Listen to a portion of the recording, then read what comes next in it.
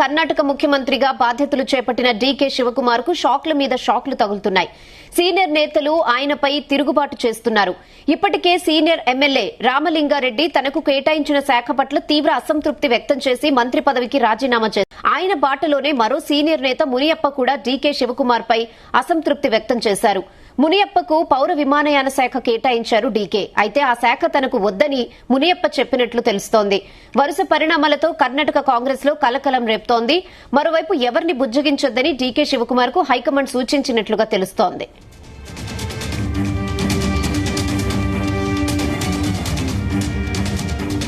ఇదే విషయంపై మరిన్ని అప్డేట్స్ మా ప్రతినిధి వేణుగోపాల్ అందిస్తారు. వేణుగోపాల్, కర్ణాటక రాజకీయాల్లో ఆసక్తికర పరిణామాలు చోటు చేసుకుంటున్న పరిస్థితి. ఇప్పటికే ఏదైతే పార్టీలో సీనియర్ మంత్రిగా ఉన్నటువంటి రామలింగారెడ్డి రాజీనామా బాటలోనే ఇక మరొక మంత్రి కూడా, సీనియర్ మంత్రి మునియప్ప కూడా తనకు కేటాయించిన శాఖ పట్ల అసంతృప్తితో ఉన్నారు. ఇక ఏదైతే ఒక రకంగా అంటే ప్రమాణ స్వీకారం చేసి కొద్ది రోజులు అవుతున్నా కానీ కర్ణాటక ముఖ్యమంత్రిగా బాధ్యతలు చేపట్టిన డీకే శివకుమార్ కు శాఖల మీద శాఖలు తగులుతున్నాయి. ఇక సీనియర్ నేతలు ఆయనపై తిరుగుబాటు చేస్తున్నటువంటి పరిస్థితి ఉంది. ఇక ఇప్పటికే రామలింగారెడ్డి తనకు కేటాయించిన శాఖ పట్ల ఇప్పటికే అసంతృప్తితో ఉన్నాను, నాకు మొదట ఇస్తా అన్నటువంటి శాఖ ఒకటి, అనంతరం నాకు కేటాయించిన శాఖ ఒకటి అని చెప్పి తన మంత్రి పదవికి రాజీనామా చేయడం జరిగింది. ఇక ఆయన పాటలోనే మరో సీనియర్ నేత మునియప్ప కూడా డీకే శివకుమార్ పై అసంతృప్తి వ్యక్తం చేశారు.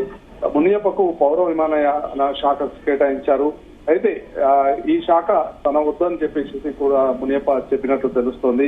వరుస పరిణామాలతో కాంగ్రెస్ ఏదైతే కర్ణాటకలో ఉన్నటువంటి కాంగ్రెస్ లో కలకలం రేపుతున్నటువంటి పరిస్థితి. అయితే మొత్తంగా ఏదైతే ప్రస్తుతం ఒకరి తర్వాత ఒకరు కూడా ముఖ్యమంత్రిపై అసంతృప్తి వ్యక్తం చేస్తున్న నేపథ్యంలో ఇటు కాంగ్రెస్ హైకమాండ్ కూడా స్పందించింది.